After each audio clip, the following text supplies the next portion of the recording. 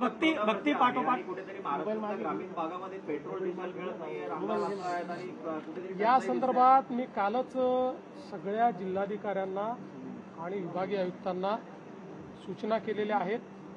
त्या ठिकाणी शेतकऱ्यांना जो काही डिझेल लागेल ते उपलब्ध करून द्या.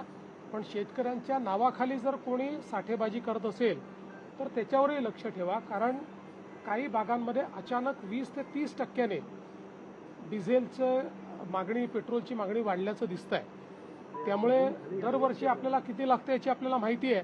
त्यात अचानकपणे जर 20-30% वाढत असेल तर त्यात काहीतरी गडबड देखील असण्याची शक्यता आहे. म्हणून शेतकऱ्यांना त्रास होऊ नये अशा दृष्टीनं त्या ठिकाणी काही ना काही उपाययोजना करण्यास सांगितलेल्या आहेत. काही ठिकाणी जिल्हाधिकाऱ्यांनी RC बुक बघून त्यांना डिझेल देणं सुरू केलेलं आहे. मला असं वाटतं की आपण ते करण्याचा प्रयत्न करू. जगभरातील भक्तीचं केंद्र असलेली शिर्डी आता शक्तीचं केंद्र बनते, काय वाटतंय? खूप आनंदाची गोष्ट आहे.